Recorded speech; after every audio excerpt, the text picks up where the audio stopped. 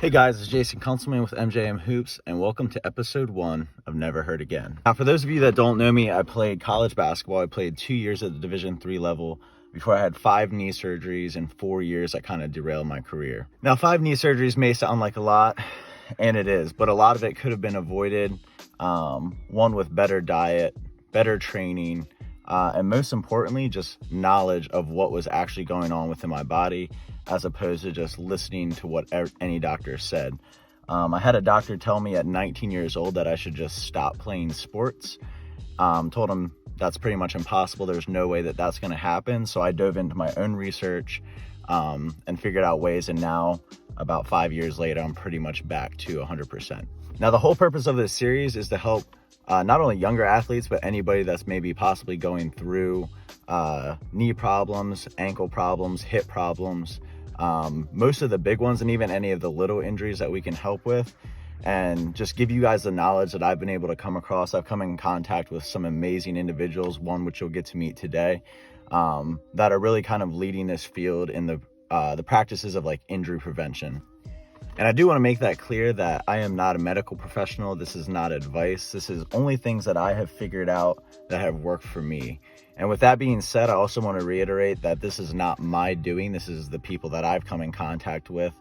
This is not me being smart and figuring out stuff on my own. It's just putting in the time, putting in the research, and then piggybacking off of what these people have been able to come up with. And some of these are really original concepts that I've been able to implement into my own training, and I've seen a huge difference. Speed, quickness, vertical jump, all that kind of stuff, but most importantly, getting back to health after some of the major surgeries and things that happened with my body. I'm really excited for today. We're about to head out right now. We're going to meet Isaac Ray. So he is one of the trainers with the Athletic Truth Group. Most of you guys probably know that name from the Kneesovertoesguy on Instagram. So Isaac works with him. He was like one of the first people to go through the original Knees Over Toes program, and now he is a trainer with them. Isaac's a close friend of mine from high school. We played AAU together, and I'm super excited. Isaac's like one of the best dudes I know, super genuine, always puts other people first, and now he's in this training business. He's absolutely killing it, doing a great job, really out there, just putting himself out there, doing things that are uncomfortable, doing things that make other people uncomfortable. And I'm super excited to be able to showcase this training style to you guys, because it's something that I've been using for the last, I think almost 2 years now, that has really transformed my knees. And I'm still on that road. I still have a little bit to go, but I mean, from where I am now to where doctors thought I would be, it's pretty amazing. So super excited, and we will talk to you guys when we are at Isaac's house. All right, guys, we're here at the Ray residence. Isaac Ray. How you doing? What's going on? We are heading to the trenches. Some trench warfare, man. Yep. So that's the cool thing about this stuff that we're gonna be doing. Don't need a whole lot of equipment. Pretty much get it done anywhere. This is what we got. I don't know what to say, bro. All right, guys, so before we get into this, I'm gonna show you guys my knee. I'll talk a little bit about what happened. So if you wanna get down here, you can see, so I have this scar right here, have that one. There's one there that you can't see, they cut through, one here, and then one on the side there. That one's really nice.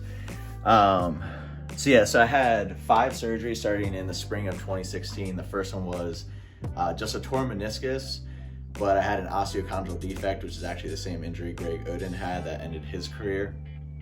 That's why they recommended at 19 that I stop playing. So they did arthroscopic surgery. They just took the meniscus out, didn't touch anything else. The doctor didn't feel confident about it.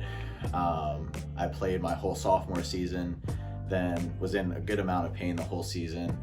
After I went to a specialist up in New York, got microfracture done on the osteochondral defect with stem cell implants, 6 months of rehab, got an injection to help protect it. The stuff they put in my knee was recalled.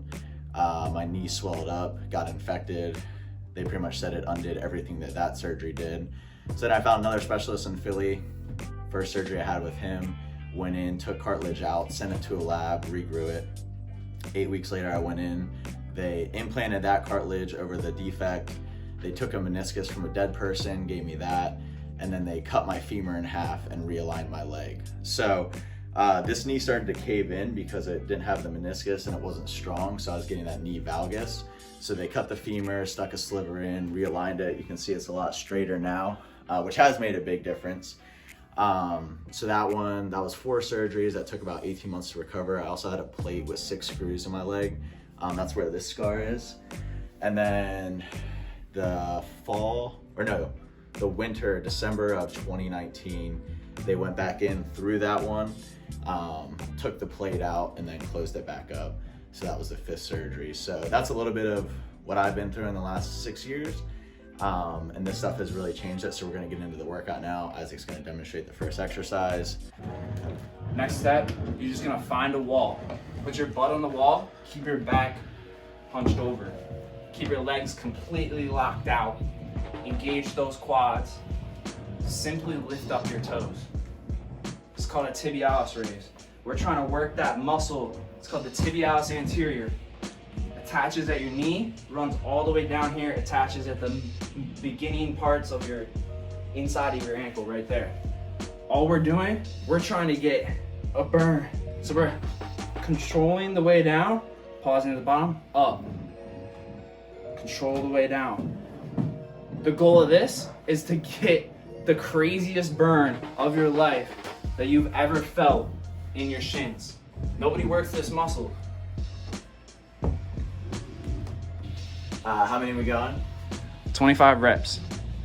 Now is this just one set, like burnout till failure? Yeah, so I want you to control that way down more. So up, pause at the top, control the way down.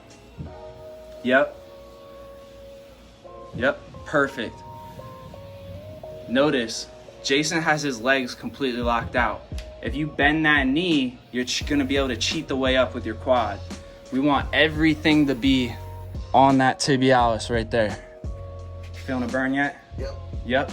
Nobody works this muscle. You can't get too strong here. The whole philosophy of this is you don't need any weight to get built from the ground up. Yep, he's burning. He is burning.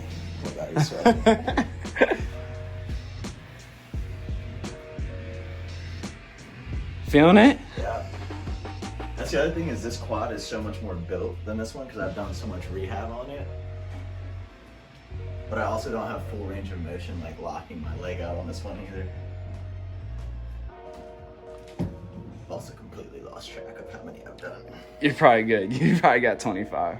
You're good. Next step, find a wall. See it from this side angle here. You're gonna lock out your legs completely again. Lock out those legs, don't bend them. You're gonna go about your body length from the wall. Something comfortable. All you're gonna do, calf raise up. Keep everything engaged here. We're trying to get all the calves. Calf raise, go all the way up in your toes. We're trying to get, there's a muscle that connects in your toe here. It's called the flexor hallucis longus. It literally goes underneath your foot all the way up inside of your calf, basically. So we're trying to isolate that muscle, get those big toes engaged, get all those feet bendable. A lot of people can't bend their feet like this. And you're gonna go 25 straight. Control the way down, pause at the bottom, up. Yep, perfect. And all these movements, we wanna control it. Like, we're just using body weight, but you can make body weight exercises harder. He's trying to get to the top and pause at the top and hold that. And then on the way down, he's trying to control it. Feel that stretch, get that mobility back. You can make every exercise easier or harder depending on how precise are you being on form. You got 25 straight in you? Yeah, like Jason showed a great way to regress this here. You just keep bringing yourself further to the wall. It's gonna make it easier.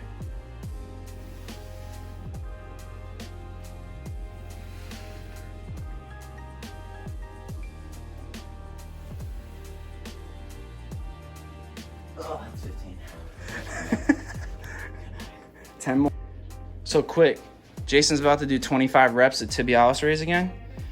If you're closer to the wall, say his feet are closer to the wall, you move closer to the wall, it's easier. So he can do that if he starts to burn out and it's too hard, or you can go further away from the wall and move those heels out. That's gonna increase the stretch on your ankle and make the exercise even harder. Good. Step 4, more calf raises. You're gonna find a wall, put your hands on it again. You're gonna put your knee over your toe until that foot slightly comes off, your heel is slightly off the ground. From there, you're gonna calf raise up, control the way down. Calf raise up, control the way down. If that's too easy or you've progressed, you can literally go to one leg then and do the same thing. One hand on the wall, calf raise up, one leg. Like that. Yep, that's perfect. Yep, pause at that top as much as you can that you can hold. Yep, good. How many? 25? 25 straight. Let's see, my ankles are weak. Yep. All right, so this is step number 5. This is called a reverse step up. This is the Patrick step up version. So I'm showing you levels for everything. Everything is regressible, everything is progressible. The number one reason, or the number one rule is that you should never work through pain. Only work at your pain-free level that you can actually get a muscular burn. So on this step up, you're literally just stepping as far as you can to the limit of your ankle mobility without your heel lifting off the ground. So you want that heel to stay on the ground and then step back up. Another key thing on this step up, we don't want to hinge at the hip like this. We want to keep our hips extended, keep all that focus on your quad and your front hip. That should do all the work. So the further you step out, the harder it is. You could just work on it right here. See how minimal my knee is bending? You could still get a workout here. You could have just hurt yourself on this knee. Use assistance, hold on to something, work it out. Just, you don't even have to bend it that far.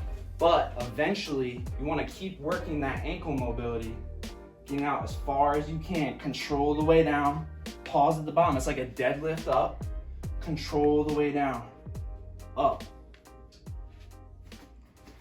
That's the other thing, this hip is messed up for sure. Yep, so Jason's using assistance here. You can use a wall, anything. But that's perfectly fine. This is the level he's at right now. We're taking the ego out of it.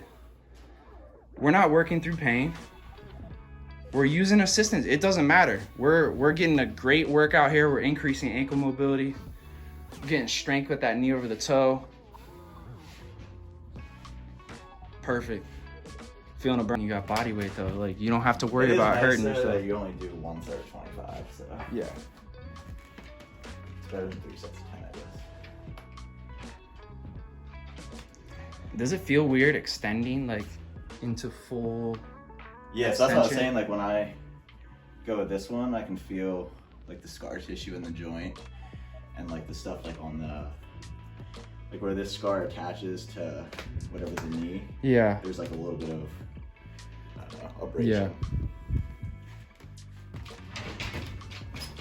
But the best that it feels is when I do stuff like this that gets a lot of blood flow in there. Mm-hmm. So You definitely have better ankle mobility on this side. that's what I was saying. Like, hold on. So yeah, so like for the last 5 years, I've pretty much been walking like stiff. So I haven't been extending this at all. So this got really dormant, which played up into this thing right here, whatever's going on behind my knee. So like when I go down, I can feel that none of this has been working for the last 5 years, pretty much. So this side's a lot better, and this side's a lot stiffer. And obviously with the knee and everything, like I was walking like that for a reason. So, I mean, it makes sense. This is step number 5. This is one where you might need a little bit of equipment. Like I have like step ups and like a bench that I can use and like plyo boxes and stuff like that. The end goal is you want to be able to get full coverage of the hamstring over the calf in this movement. So this is called an ATG Split Squat. And you're just simply squatting on one leg, down, up. Some things to keep in mind when doing this. You want to keep the torso up. That back knee can't touch the ground. So when I'm down here, that back knee does not touch the ground. You also want to keep, like, you don't want to be on a tightrope. You want to be like shoulder width apart. It's just more natural. Squat down that way. When you're starting out, it's actually okay to have that heel raised. You don't want to keep pushing it down. You actually want to increase that range of motion on your knee. This is the stuff that structurally changes your knee. So actually studies have shown that, like, when we're in that deep full knee bend, it actually takes pressure off the tendons, and like, because your knee or your whole leg is just resting on your other leg, it actually takes pressure off your tendons. So people say, oh, that's dangerous, stuff like that. Studies have actually proven, like, Olympic weightlifters have 37% thicker tendons and connective tissue. Like, that's a proven, like, Olympic weightlifters that do this all the time, snatching over their head. So you can build internal gains within your knee. This is one of those ways. Again, we're never working through pain. And I'm gonna show you real quick. If you have stairs in your house, you can literally get into this exercise using the railings. And look, I don't have a lot of weight on this. I'm just simply getting into that mobility here, going up, going back down, using the railing to hold more weight. So I'm not even using my whole full weight yet. And as you get better, you can go another step down. Notice my heel's coming up. That's increasing that range. I'm trying to get as much range, as much coverage on that calf as possible. Up. Again, this back leg, I'm not avoiding the hip flexor stretch. I'm not avoiding that hip flexor stretch and going here. I'm actually embracing that hip flexor stretch in that back leg. So that's why the ATG Split Squat is so really life-changing, because you're hitting, first of all, your ankle is in full flexion. Your knee is in full flexion. Your hip is in full flexion. And then that back hip flexor is completely extended. So you're hitting a lot of different areas in this movement, a lot of gains to be had with just body weight alone. The end goal is being able to, like, just rep this out, body weight. You can get a lot out of this with just body weight alone. So with this one, like, are you driving through your toes? Are you driving through your heel when you come out, or? So the split squat's only the hardest at the bottom position. So, like, as you get out of it, it gets easier and easier. Like, we're literally only working that bottom range. That's all we're worried about. That's why you're lifting your heel. So, like this one, I can't even fully. That's fine. You're so just let it go there, or should I go up a step? I mean, you could go up a step if you want. Try it out. Is that better? Yeah, it's just like I can't get my hamstring the whole way to my heel. That's fine. Whatever level you're at, so go down that step. This one? Yeah, do it from there. Whatever level you're at, just do it. Don't worry about you. As you go in, it will get you deeper and deeper. You bring the camera over here, you can hear everything going on in my knee. I don't know. People don't want to hear that. Rice Krispie. You're getting deeper with every one. Yeah, I can feel it. See what this left knee is feeling. So you said 5 sets of 5 each leg? Yeah, just keep rotating.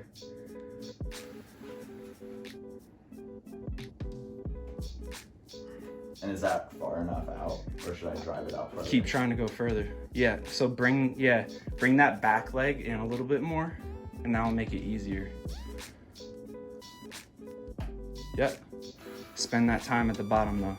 You don't have to lift your heel as much as you can. Yeah, that's much better. Yep, feel the difference. Perfect. So notice, Jason's torso's tall. He's not bending over. He's staying tall. He's increasing that range by elevating his heel. Like he's letting his heel come up a little bit. His back leg, his foot is turned in, so his heel's away. That's increasing the stretch on that back leg hip flexor. And again, he's just using assistance. You don't need to use your own body weight to balance yet. You can literally just find a wall, hold the stairs. Like, you do not have to rush into this exercise. You can slowly progress. Perfect. All right, so this is called a KOT squat, knee over toe. So you can find like pillows, like you can roll up like a comforter, stuff like that. You can find stuff around the house. Just make sure you have padding underneath your knees. What you're gonna do is, it's like you're keeping your hips extended, so you're not hinging like this. You're keeping those glutes engaged, putting your knee over your toe, controlling it. So the higher it is, the easier. So you could even elevate this a little more. Say it was higher, a little bit higher up. You could just go to here. You're still working it. You're thinking about those muscles. And as you get better, you keep going lower and lower until you're able to go all the way to the ground. You just keep working it. And this is the progression, like over many months. So this doesn't happen right away, but eventually you get to the point where you can go all the way to the floor, controlling it, and up. Glutes locked. Yep. You're extending those hips. You're trying to engage the quads as much as possible. This seems like a pretty good level for you. 25 straight. Feels good? Yeah, it's good. No pain? Yeah, just perfect. A lot of reps.